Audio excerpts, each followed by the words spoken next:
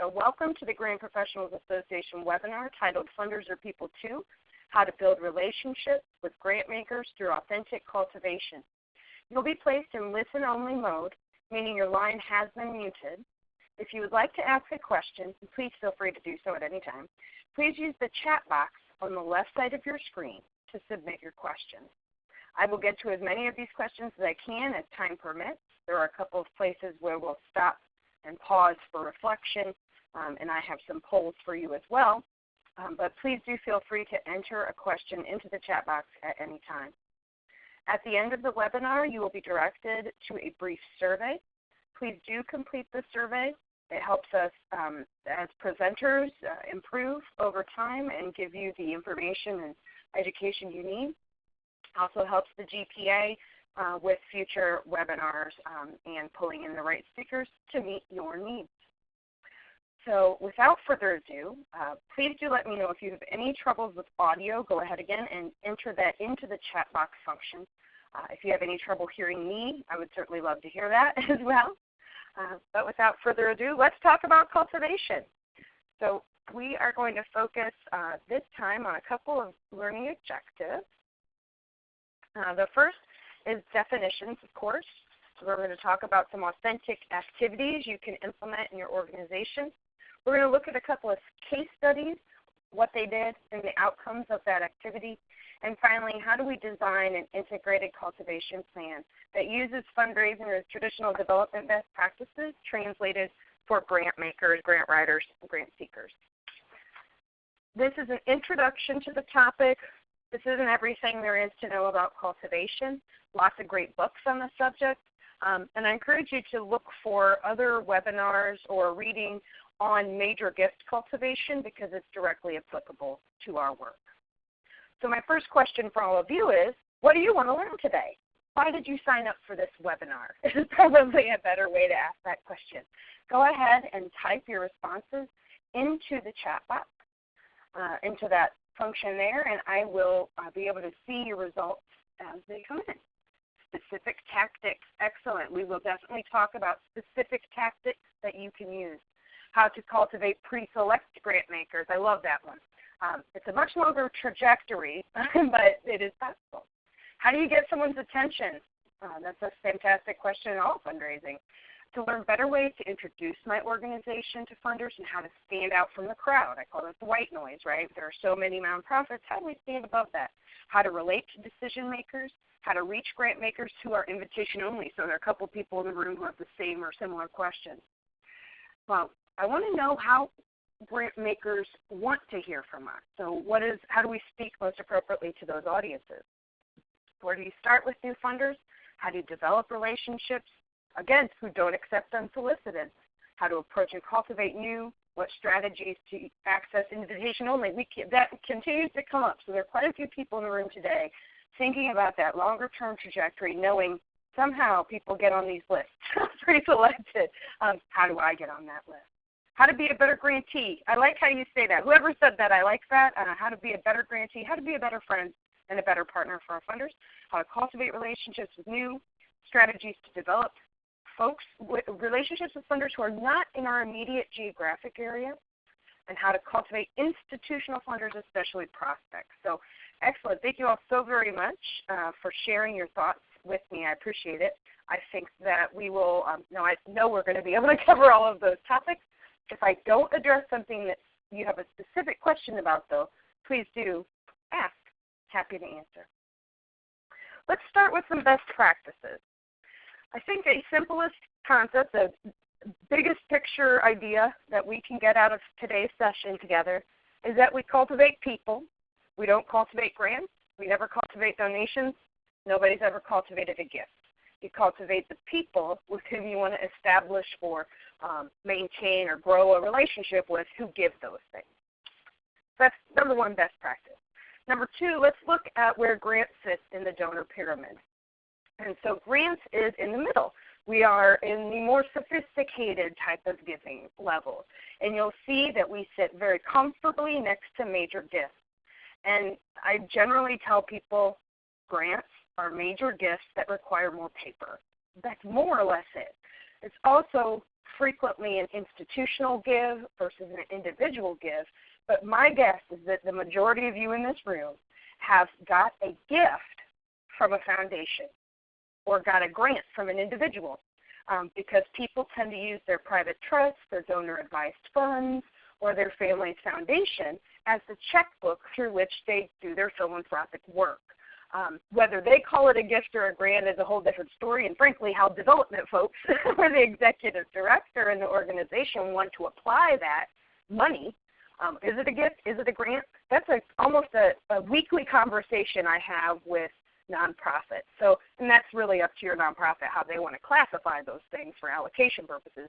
But bottom line is grants sit in the same part of the donor pyramid as major gifts. And so the techniques that we use to cultivate, steward our relationships with foundations and corporations are nearly identical to those that we would use to cultivate and solicit and steward relationships with major givers. Here's the traditional fundraising cycle. We start with prospect identification, so our grant prospecting using the many databases and all of the tools we have at our disposal. We build awareness about our organization through lots of ways: social media, our websites, newsletters, annual reports, all of our publication collateral.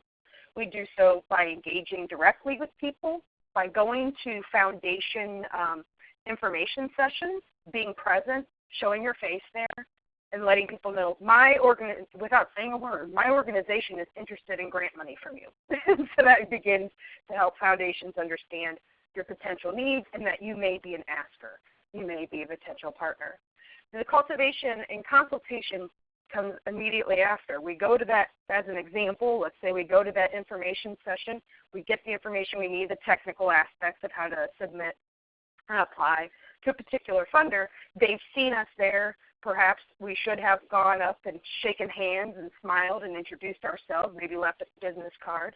Follow up with a phone call, invite people to lunch, invite people to a meeting, invite people to a tour, and have a conversation. That's what that green arrow is all about, is that conversation, those pre-writing, pre-submission conversations that we have that build relationships over time. It's that time investment that's worth its weight in gold, because I think we could all agree that if we can have the most glorious words on the page, we can have the most beautiful prose, we can have the best ask, it's the perfect fit. But if it comes to a foundation blind, who's to say they're even going to read it? It may be lost among the organizations who had an established relationship and for whom the person who gathers all the proposals says, oh, I remember we went on a tour of that organization's facilities. Oh, we're going to set that on the definitely review pile. Next is our perfect proposal. I don't know who these people are. Obviously much less likely to get someone to that next stage where someone's actually reviewing my proposal in full. So how do we define cultivation then? Cultivation is the process necessary to move a prospect from suspicion of interest into connection and ultimately engagement with our organization. So maybe there's a glimmer of hope through the cultivation process. We get them to understand how our missions are aligned and why we are an appropriate investment vehicle for their philanthropic strategy. Another, a simpler definition is it's the process of moving individuals into a relationship, bottom line. The backbone of any successful fundraising operation is an understanding of this process, because you can put activities in gold directly against it. That's what we'll talk about at the end of this, is how you make that formal, written, strategic plan for cultivation. It involves building relationships over time, preparing. It's all about staging the ask. That's really what cultivation is. We're building that relationship so that we can get us up to a plateau that says now it's time that we can make the ask. But it does involve a lot of time. As you'll see on this next slide here, this is a general distribution of activities in the fundraising cycle. So if you think back, I'll click on it for you and then pull this one back up. Think about this fundraising cycle. That's what this slide references. If we follow that traditional fundraising cycle, we should spend about 20% of our time identifying our best fit funders, 25% of our time educating those potential funders and cultivating those relationships. Only 5% of our time is actually spent on the proposal, the solicitation, or the ask. 25% of our time stewarding that relationship, thanking them, recognizing them, making sure they understand why we love them and why we're still a great partner.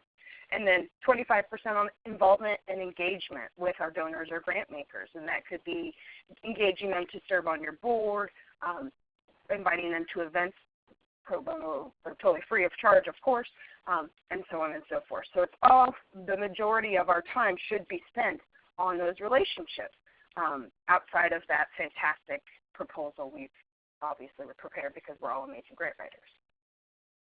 The goal of cultivation then is to prepare someone for an ask. It is to prepare them in such a way that we've raised their level of awareness about our mission, our work, our accomplishments, our achievements, our track record, because they need that information before they are going to feel comfortable to make an investment. The goal is to put your potential grant maker in a buying position, if we want to use corporate language. It's if they don't know that they need a smartphone, why would they ever buy one? If they don't know that they need this brand new purse, why would they ever buy one? And so on. It's classic sales technique that we need to educate them, build up their knowledge base so that they can make an informed decision. There is a great author I read. I'm going to share a few of her words with you. Her name is Ruth Ellen Rubin. She's a CFRE, nonprofit consultant and professor at NYU's Heyman Center for Philanthropy and Fundraising. Here's what she has to say, and it's relevant to our work because sometimes as grant writers and grant professionals, we're stuck behind computers dealing with paper. I think this is relevant.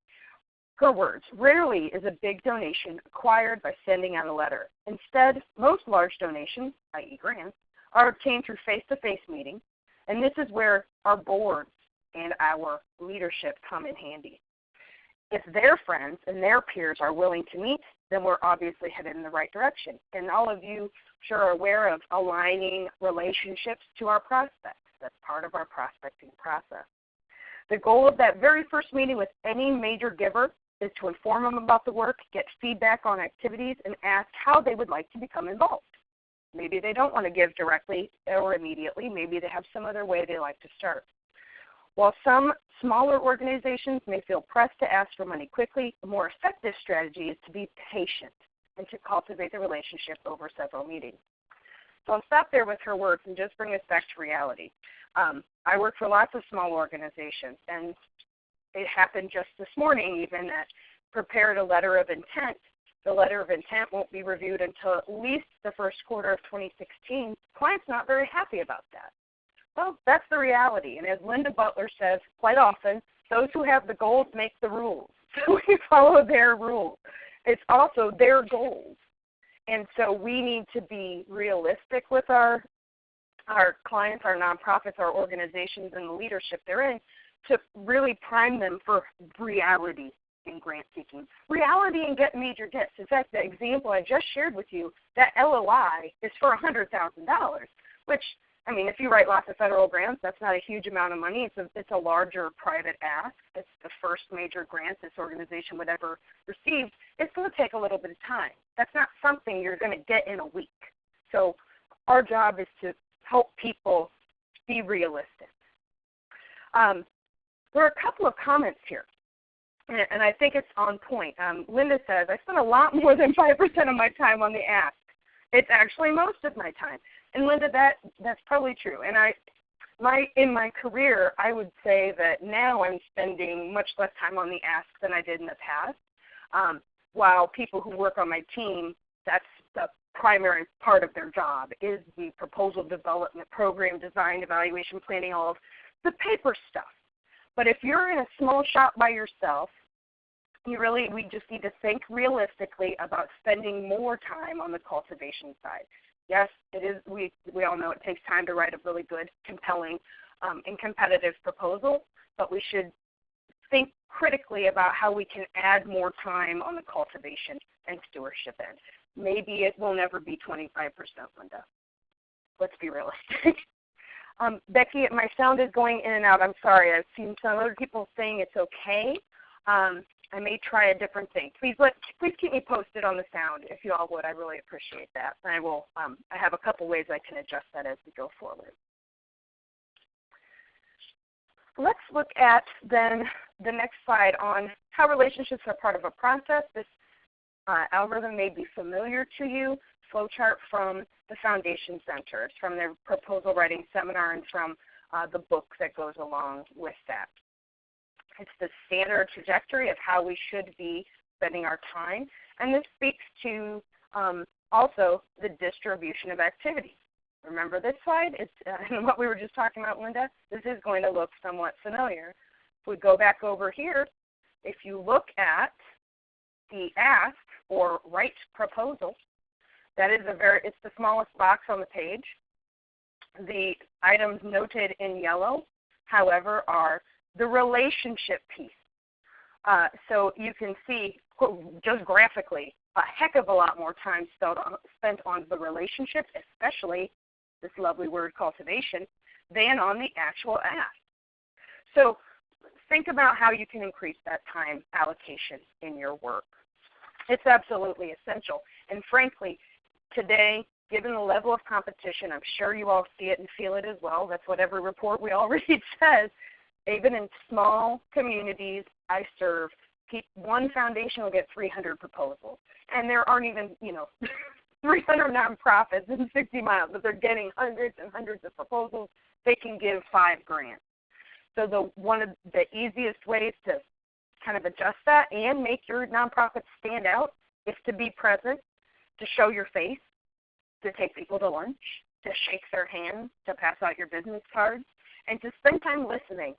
That's really a lot of what this is about. It's learning good active listening skills, thinking about how, not to adjust your nonprofit's mission, never would do that, but how do we show nonprofits that how do we show foundations that our work makes their mission better, makes their philanthropic investments better, will align with and promote their strategic plan. That's a different way to think about it than I ever did when I first started in this field, but it's a way that we're thinking more in donor-centered fundraising, which is the appeal we need to translate over to grant seeking, frankly. It'll improve all of our work. I think this is a lovely picture. It's from this organization, the Bola Children. This is a donor party. This is which actually has some people who give through their family foundations. It's just a picture of the reality. And I believe this person who's kneeling down and we can see the back of her head is the development person there. And she's sitting and listening, very close proximity to these individuals. This is what we need to do. This is a nice visual representation of how we can improve our grant-seeking results because we cultivate these people. We don't cultivate their money. We don't cultivate grants. We never cultivate donations or gifts. We cultivate these lovely individuals in this picture. So, quick question for you. Why do people give money? Why do any of them give money away ever? Foundations, individuals? Go ahead and pop your response into the box.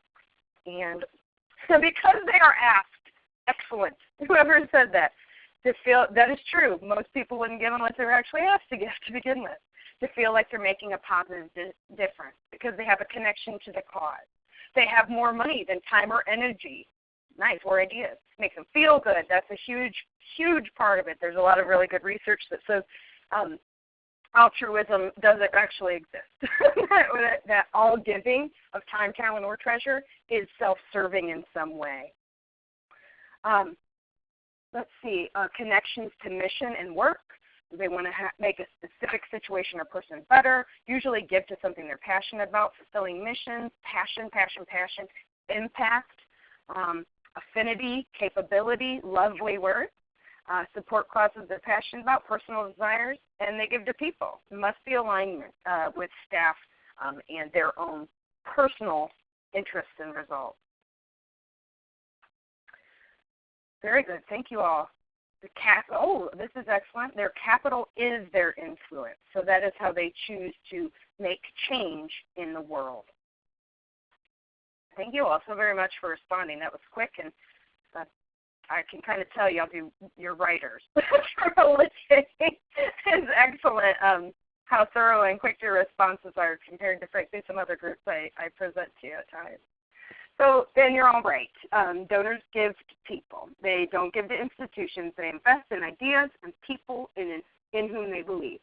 So if you are a person that they now trust and you are sharing with them ideas about the excellence at your organization, about your vision, they're much more likely to want to invest in your work. Yeah, you hit all of these points. People give because they were asked, because they have a relationship, or to be a part of something bigger. So one of the reasons that I give to an African-based organization is because it is a connection to a relationship my husband has, and it's also to participate in something and support something financially that I'll never make it to Africa. I really find it hard to believe that I would ever be able to do that with my life and the way I live. So I can participate and support work that I think is terribly important, and if I lived a different life and walked a different path, maybe I would have ended up there working for an NGO. I didn't. So that's a way I can still fulfill my own personal mission. I can participate from afar. I can use my capital as my influence. So y'all, very smart. Congratulations. You hit all the high points. It's also important to remember that proposals have never, ever started any relationship of any kind. That when my partner got down on bended knee to hand me a lovely ring, there were 10 years of conversations before that happened. Now, it might not take everyone quite as long as it took me to say yes, but that translates perfectly. The very first grant writing class I ever took many moons ago, the speaker there, Pat McConnell, used this analogy, I thought perfectly, that you don't go to someone and ask for $100,000 when you've never talked to that person before. You would have had some kind of relationship, some sort of conversation prior to making that ask. And the same goes for grant seeking. We need to build to a place where we can get that ring on the finger or that money into our organization for investing in good projects. People ultimately will always give to people. They've never given to a piece of paper in their life. People give to people, not proposals. They give for all of these pictures here. They give because of that connection. And it's just a good reminder of ways that we can use imagery in our collateral, frankly. If you have collateral materials, brochures, newsletters, annual reports, infographics, social media, etc., that has shiny, happy, smiley faces of people doing things, people succeeding, people winning at life, use those to your advantage. It's important that you are there and you are present. They see you, learn to trust you, or whoever is in your department who does that. But it's also important that they invest in these people and that they see their faces and that they can connect with them at an emotional level. So who are we cultivating then? Sometimes it's program officers. Program officers are very often not decision makers, however, so we need to think about cultivating multiple groups. That's one of the major ways that major giver cultivation and grant maker cultivation are different, because we tend to have to cultivate multiple levels of individuals, from gatekeepers to the process people, program officer types, to eventually the actual decision makers who serve on the board or who are part of the family. This list is certainly not exhaustive, but it can give you some sense of thinking about the types of audiences you may be working with and the types of language that you would use with each.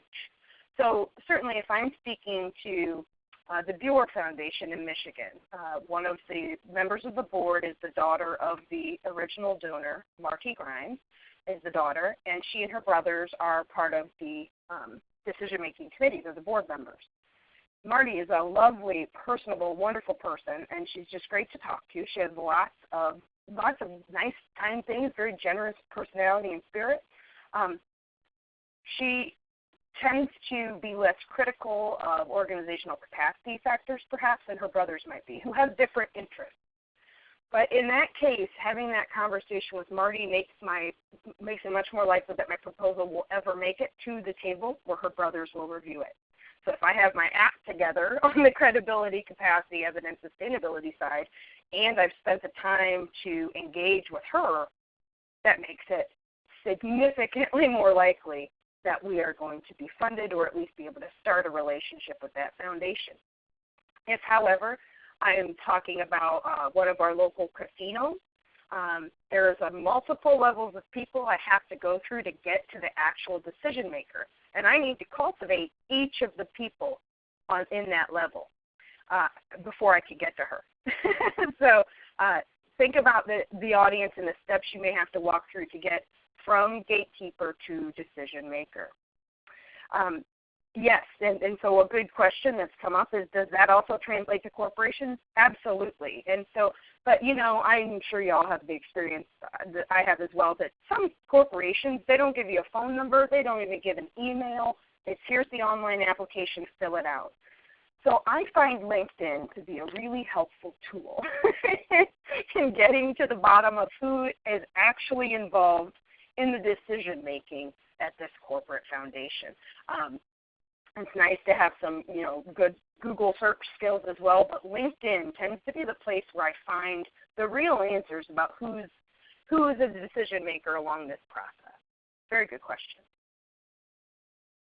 We use these relationships then to persuade. Again, we need to focus on what kind of appeals, what kind of our language and our appeals speak to different groups of people. So, and I've talked about this before, and I've spent tons of time on it. You may have heard it in another one of my webinars, but there's some good science in a number of books you could read, but to generalize, they suggest that millennials or digital generation folks are more driven by ethos than other groups, that baby boomers are more driven by pathos than other groups, and that Gen Xers are more driven by logos than other groups. Now, that's a generalization, and everybody's different, but there's some science behind that.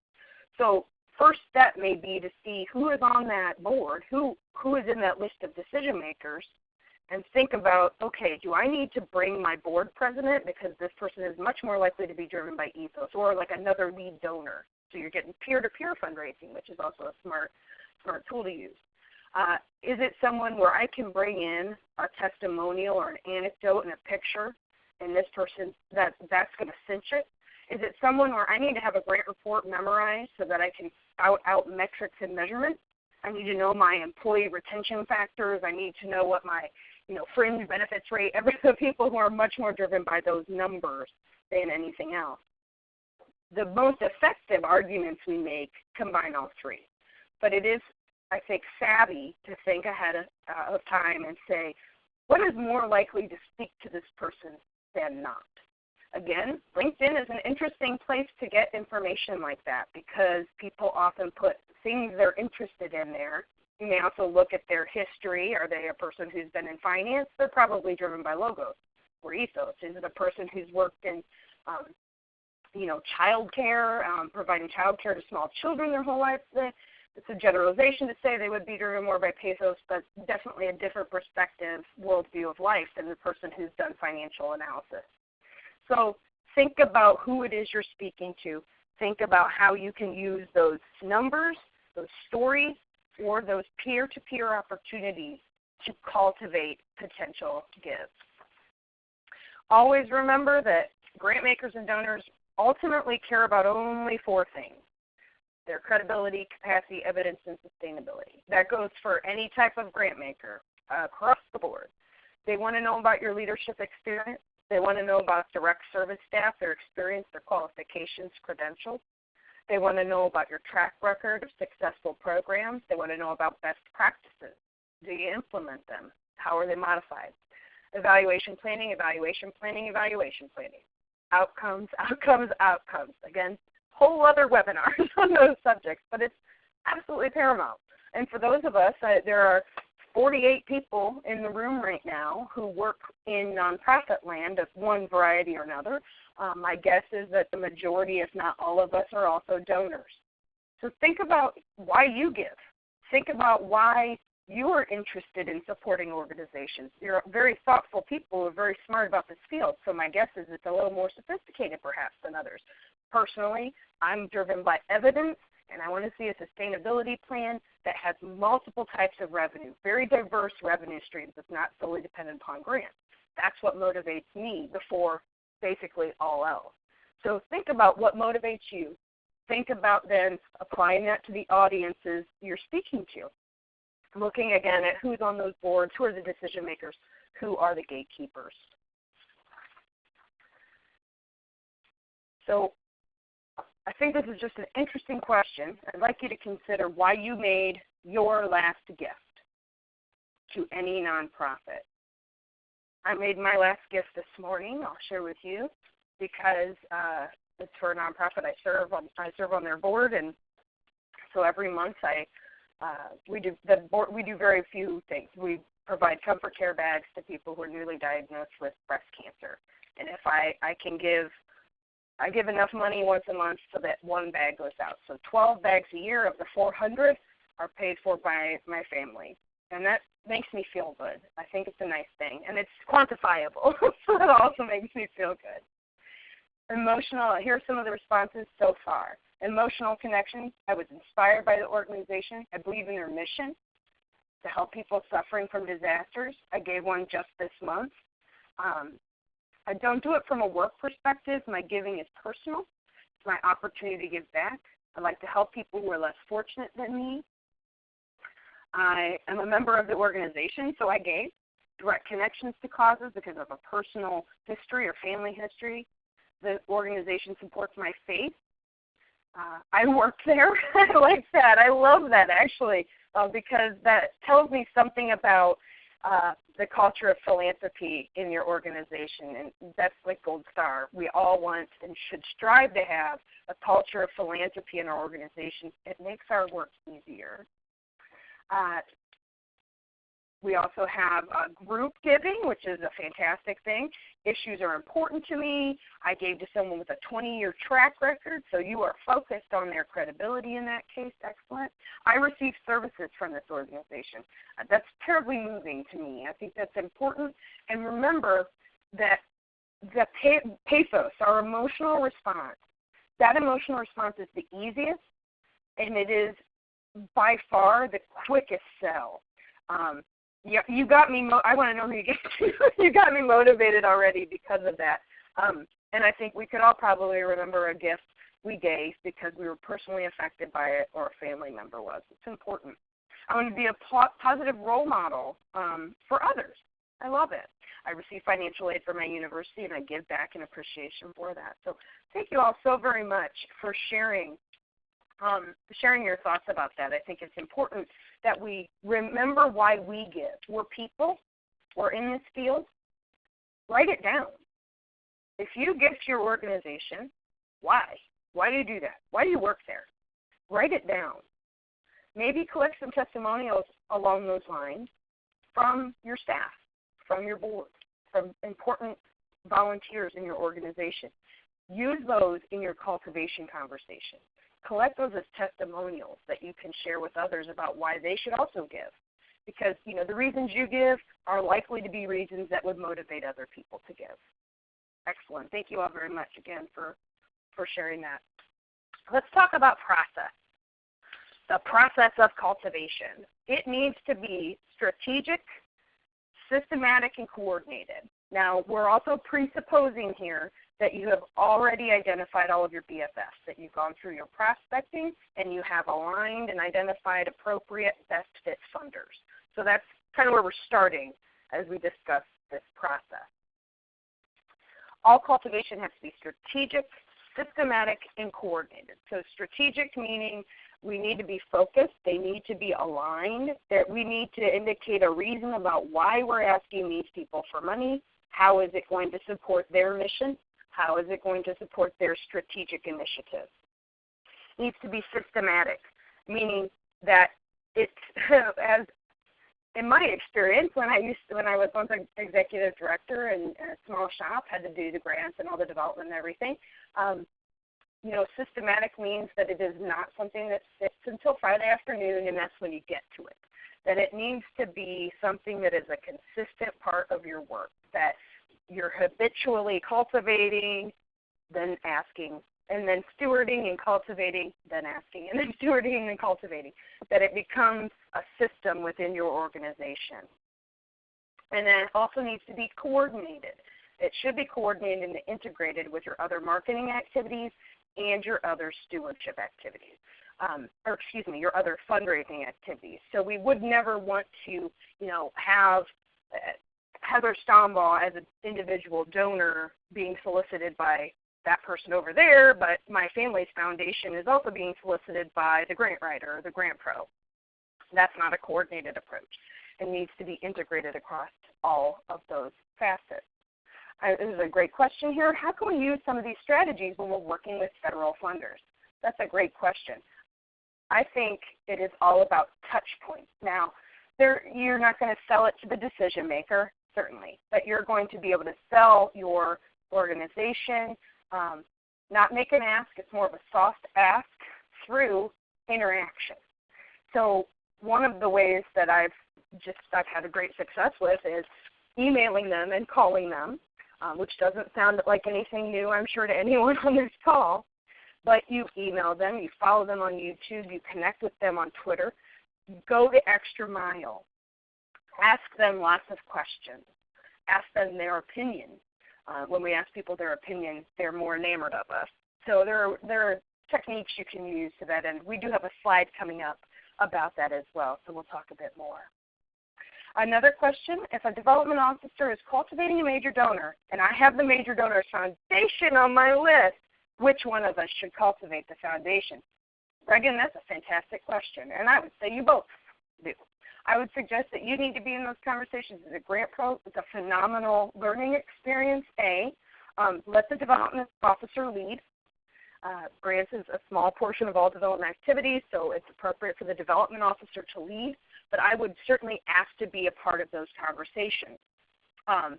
If you and your development officer are very close and you trust that you're going to get every bit of information you need, because you should take all the information you learn from cultivation and use it to finesse proposals, of course, then it'd be fine if you weren't involved. But I would say that both. You should both be involved, making the same ask. There shouldn't be separate asks. It should be the same. And part of the conversation is, does that person, are they interested in giving from their own pocket or from the family foundation?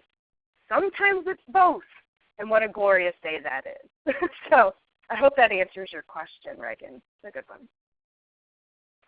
I think that ultimately the easiest way to define cultivation is how you're not supposed to do it, which is the way that far too many nonprofits do. And that's, we only talk to these foundations when we need money or when we want money. And so they feel like a checkbook or an ATM machine. There is a a foundation board chair in my part of the world who doesn't go to lunch. He doesn't do tours. He has a full-time job. Very important person, well known. But he will answer phone calls. He returns phone calls and emails like a champ. And one year I called him on behalf of a newer nonprofit client to cultivate and just say hello and thank him for his gifts and start that conversation to then transition my conversation to the development person at the nonprofit.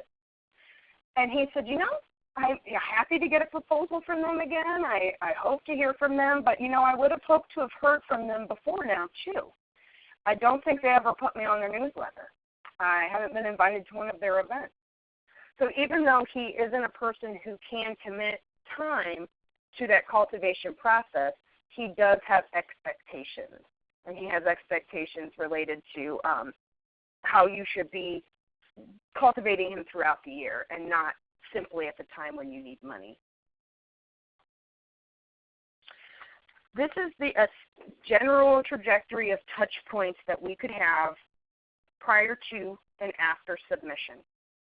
These are some ideas for you and specific tactics and strategies. So we start with our phone call. That's usually what I do as a grant pro and especially as a consultant. We'll talk about roles and responsibilities here shortly as well.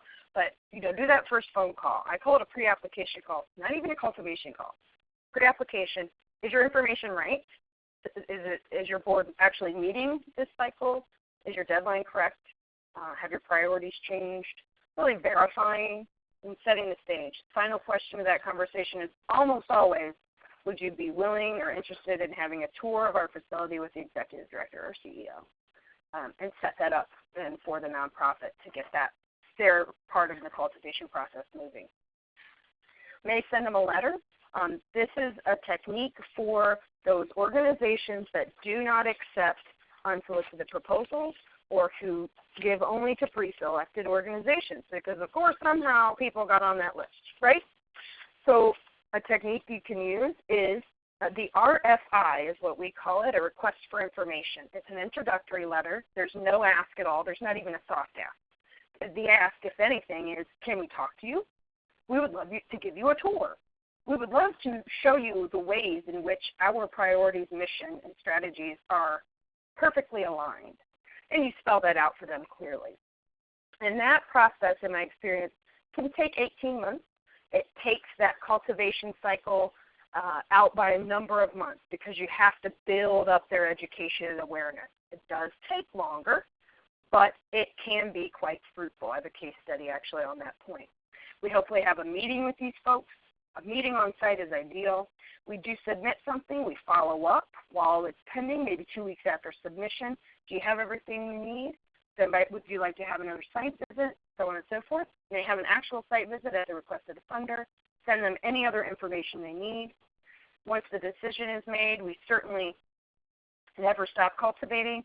We send them thank you letters immediately, yes or no, decline or not. Send them a thank you letter immediately, handwritten from your CEO, thanking them for their time. That's a cultivation step for building up your next ask, because unless something nuts happened, I would say ask again. Maybe if you're that well aligned, you should be able to ask in the future. Do your thank you letter, etc. Ongoing communication, reporting as required if funded. So those are some standard places where that can go. I'm seeing a message here that my phone is still breaking up. Give me 1 second, and I am going to turn something off, and I'm hoping you can hear me better now. I apologize if you hear background noise. I was trying to eliminate that, but this may be a better connection for you. Please do let me know. Thanks. I appreciate that you guys are telling me if there's a problem. Oh, we have a question about the request for information letter. It's 1 page on letterhead, of course, and it is a hello. We are this organization, and here's what we do. We would love to talk to you because you have this mission or this priority or this strategy or this new initiative, and we do this. And look, they look exactly alike, or one feeds the other. Our work feeds your work, foundation is how it should be framed. We'd love to learn more. We'd love to get a copy of your guidelines, your application forms. Ultimately, we'd love to sit down with you and have a conversation, give you a tour of our facilities, and talk more about how our outcomes and our work support your work, basically, Kathy. And I'd be happy to elaborate more via off webinar conversation by email or phone too. If you want more, let me know. Let's move on about how tactically we start to implement some of these things. It's really a matter of having, being donor focused, ways that you can connect to their needs and their interests. But again, it's just like in the slide we saw earlier with the, engagement ring. You have to build that relationship before you're asking them for money. Excuse me. We begin with the donor's needs, though, first, by building a foundation of appreciation and respect, focusing on all of the considerate things that our partner does and says, and noticing those small ways that we can say thank you to people. So that is, excuse me, that's just like how you build a relationship with a partner, right? That you spend time saying thank you and recognizing the small things and remembering and celebrating the small parts of your relationship that make it wonderful. Same thing here. Translates directly to how we cultivate people at those foundations and corporate giving programs. Ultimately, you can read all of this, but the really important line is that you stay in touch. Remember that program officer story, that the board member I just shared with you, that he knows, he funds many, many organizations, and he knows exactly who is or who is not connecting with him regularly throughout the year. And he is going to use that in his decision making. So stay in touch regularly, even if that is not taking people to lunch all the time. Who has money for that? Maybe keep them on your newsletter list. Invite them to your events. Maybe once a year outside of the ask, take them to lunch and ask them what they're doing. That can be the most fascinating conversation. I had a meeting with the president of a large foundation in suburban Chicago a few months ago, and it was the most fascinating discussion. We got down into details about the social determinants of health, which got him really excited because that was part of their strategic planning conversation. And so just knowing what those words were helpful for cultivation purposes for the nonprofit.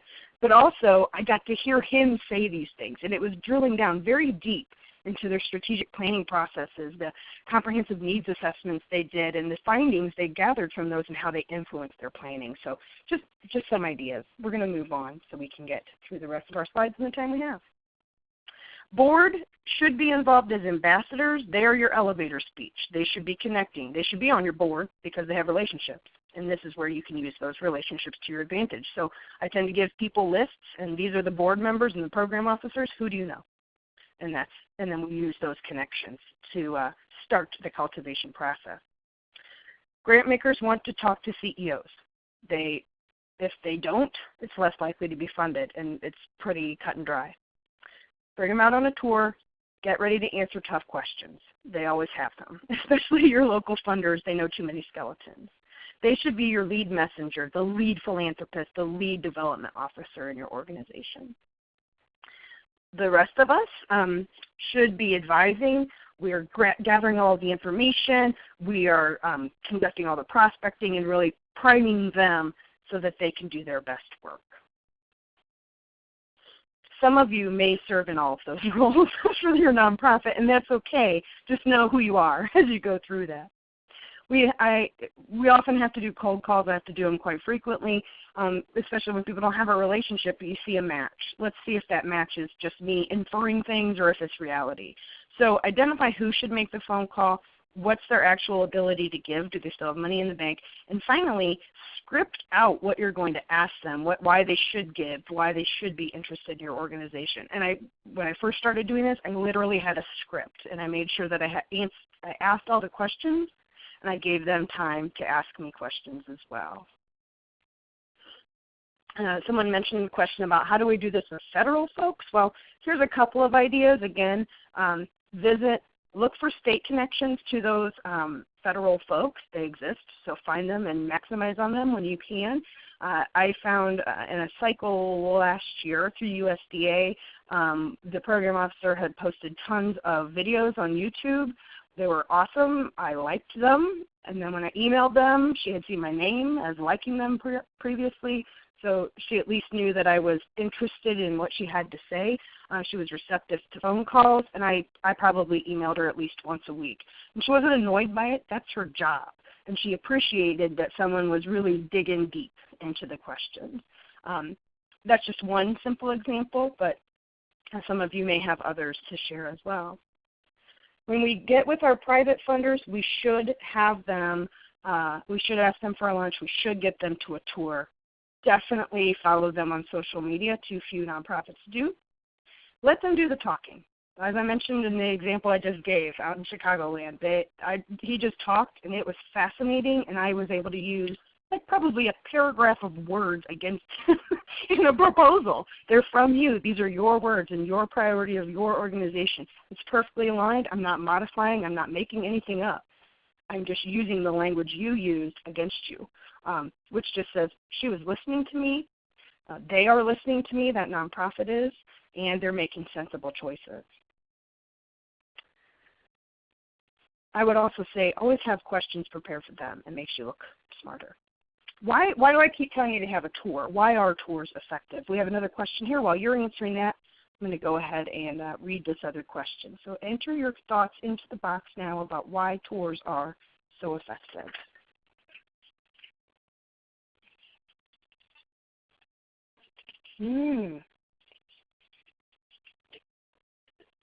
Why are tours effective?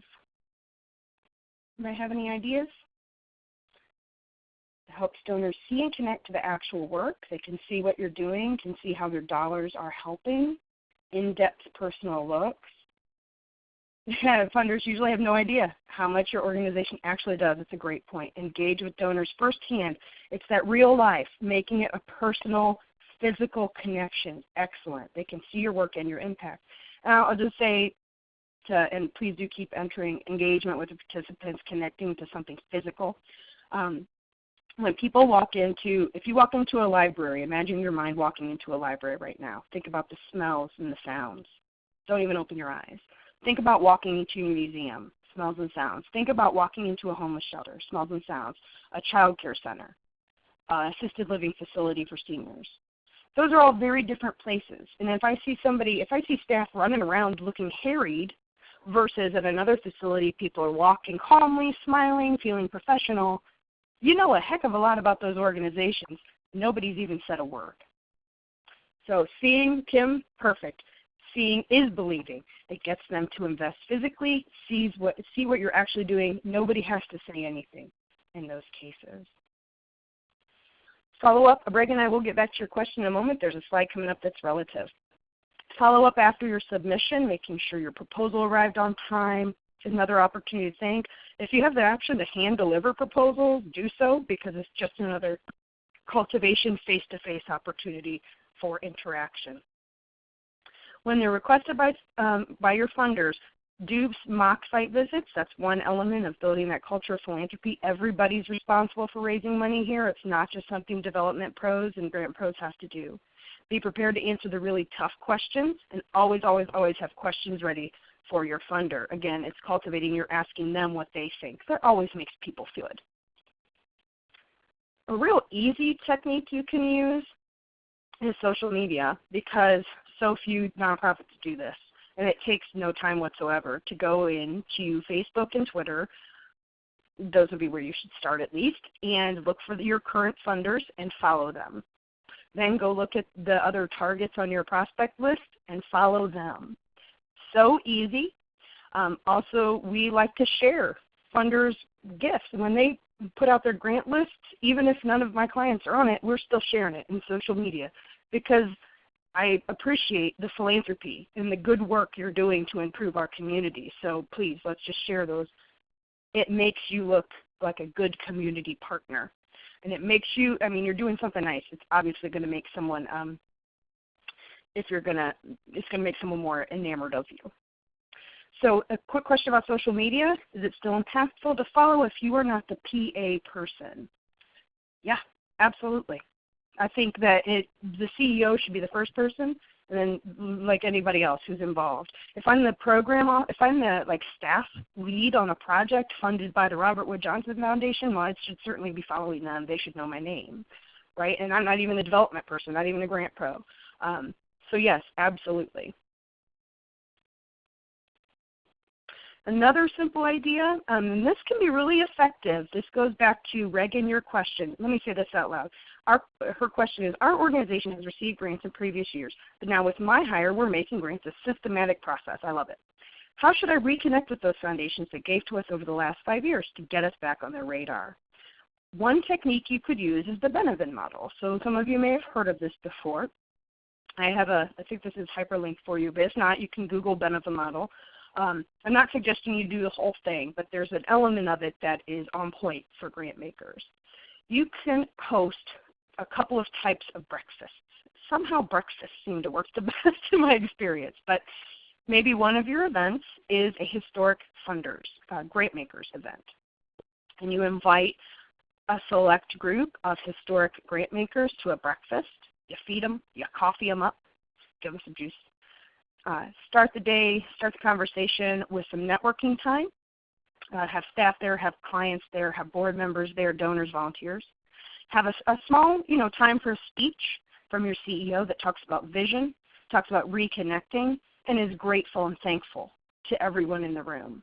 There's an element in that, and Benjamin is based on the concept of peer-to-peer.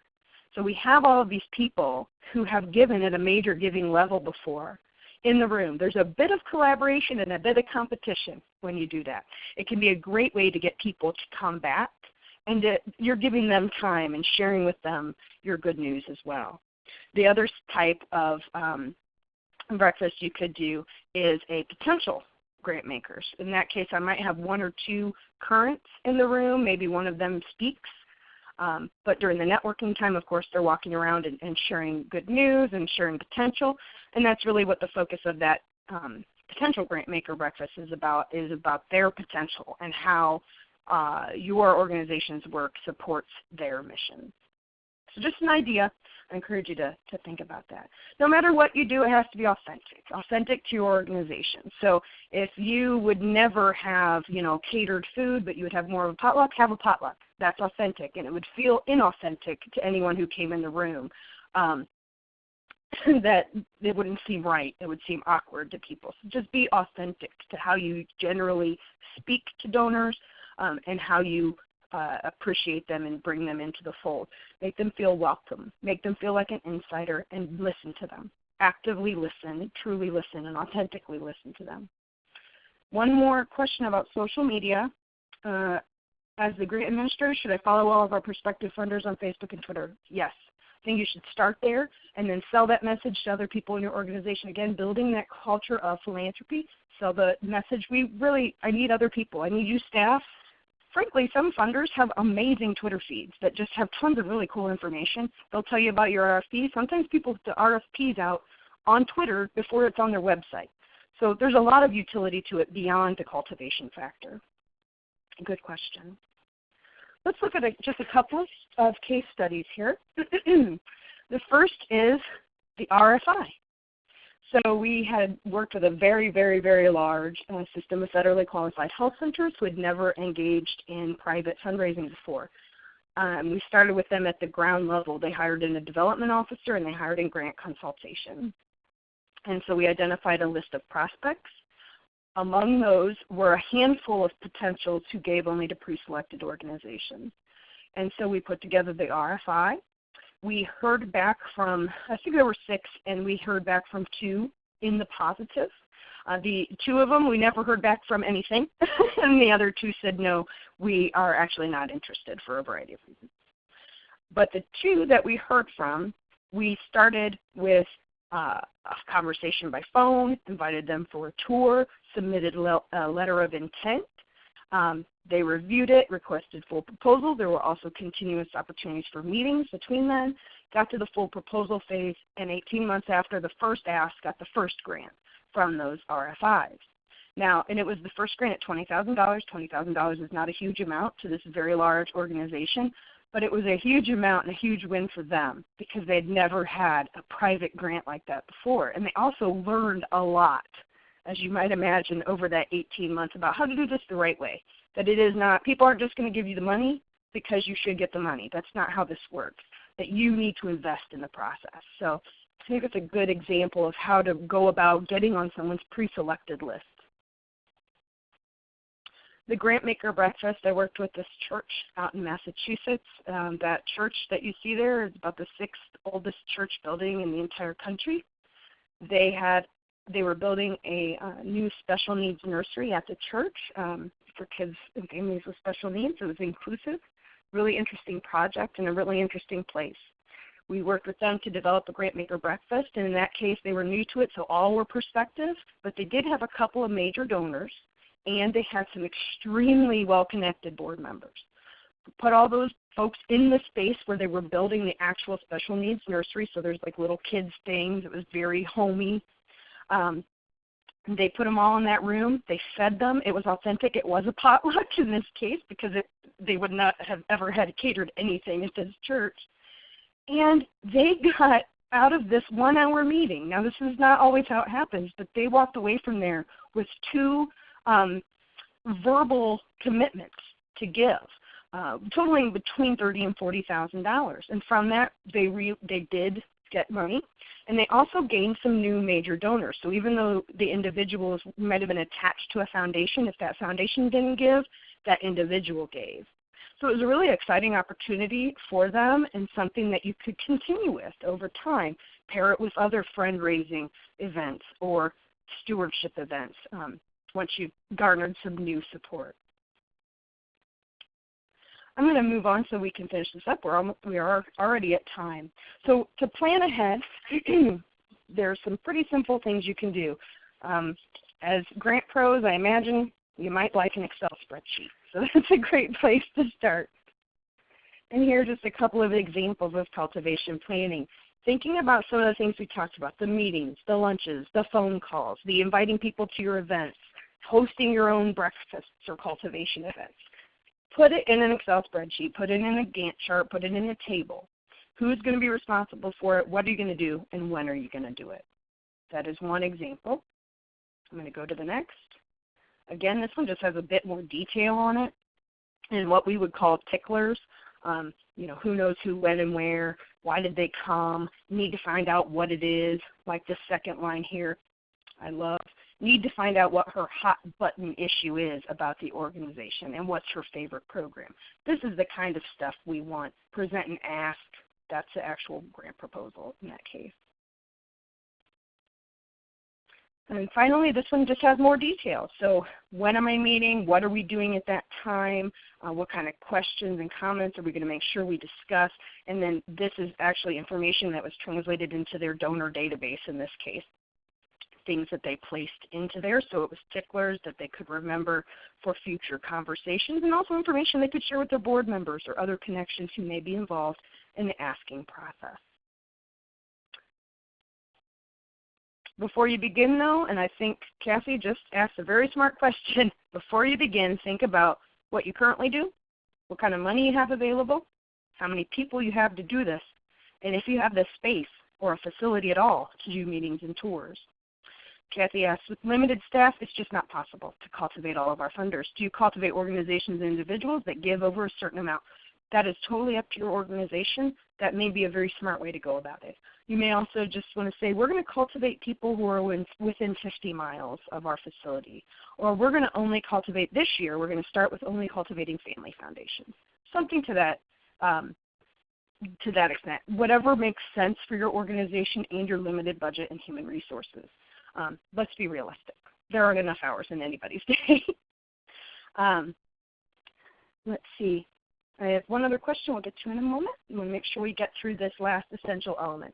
You should have a plan for every funder. So for every target you have, think about who's going to talk to them, when are they going to talk, when are we going to invite them for a tour, who's going to do that phone call, so on. So it's in one of these nice little lists. So we have a plan in mind. Also align your activities with their interests. So some, I'm sure you've experienced this. Some funders, the president of the board or the members of the board, they are special eventers. They go to everybody's social events. It's what they do for fun. So if you know that about somebody, make sure you're obviously sending them free tickets to every event you have, as one example. Use your calendar or matrix, this grid we're talking about. Use your donor database if you have one, or Excel spreadsheet, wherever it is that you keep track of your donor information. And probably I would suggest that your grant maker information should be in the same place, but if they're in separate places, you need to keep track of it in both. You need to keep track of this information as ticklers in some sort of database. Use a team approach when you can. If you're a small shop, one person by yourself, that's a board member who's coming to support and help. Maybe it's a volunteer. If you don't have anyone like that, go to your lead donor and start cultivating a relationship with them that they would be able to come and do some peer-to-peer fundraising with you. That could be helpful and spread out the work. Keep track of everything. Y'all are great at this. Grant writers grant pros tend to be really good at keeping track of everything. So you'll do that well, I'm sure. Measure it and evaluate it. Is this successful? Is this effective? If we host this breakfast, did we actually get anything out of it? Hopefully the answer is yes. And then integrate your stewardship and cultivation. So I did a webinar earlier this year on stewardship, authentic stewardship activities. You could take the matrices for these little grids I just showed you, and pair them very quickly and easily with a stewardship grid. They look quite similar. The activities are somewhat similar. It's the perspective and the emphasis that's different. We have a question. The feedback we're getting is that funders want to provide feedback over the phone through one-on-one meetings or in site visits, maybe not necessarily to create a breakfast event or to be involved in a breakfast event. In that case, for that situation, if you're getting that kind of response, it may behoove you to talk to one of your current grant makers and ask them to be a champion for that event. If you have hopefully you have a good relationship, a close relationship with a funder of that nature, maybe engage them to be the voice for asking other grant makers to come. In most of the communities I serve, grant makers, private grant makers, tend to meet on their own somewhere where nobody hears what they're saying, so that they can see how philanthropic investments are going in a much more broad perspective. You know, where's their money aligned versus someone else? And so that may be a way that you can start the wheels rolling. It might take a little more time if you're getting that kind of resistance, but that may be a technique that would be useful for you, etc. So final question from me, what's one new cultivation method you can start using in the next 3 months? And so, RFI, patience, patience, patience. Yes, exactly. Patience is a virtue in fundraising, where we need to present to our board how they can help, get buy-in from my executive, invite people for tours and visits, be strategic. I love that. That's true in everything, especially if we're talking about systematic grant seeking, not the type of grant seeking I started doing, which was it's on the corner of my desk and it's Friday afternoon and holy cow, I need to get this done. We all know that's not effective. So using a strategic approach is the way to go. Using the matrices or some kind of cultivation planning table, reaching out to grant makers for their thoughts and their feelings about how to work. And in-person discussions, doing the breakfast. I'm presenting the breakfast idea to my VP today. Excellent. Thank you all so very much for sharing that. I know we're over time. I see some folks have to run, and please do. I apologize for being over. I want to share with you my information. I love it. Thank you. Folks are still popping in here about the breakfast and inviting people to lunches and to networking events. Excellent. I encourage you to do so. They can be highly effective. I'm absolutely open to staying on the phone for as long as you need to answer questions. So please feel free to continue to do so. I'll even unmute you if you'd like. And then you can also contact me through social media on my website. If you don't have my email address, it's heather@justright. This suffix here, justrightsolutions.com. And I'm always happy to talk grants, so please feel free to do so. But in the interim, if you have any other questions, I'm happy to answer them now.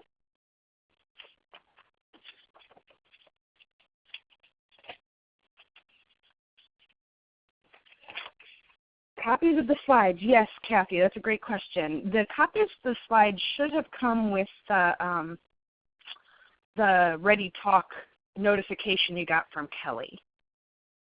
If they didn't, email me and I will absolutely send you a copy of them. Not a problem.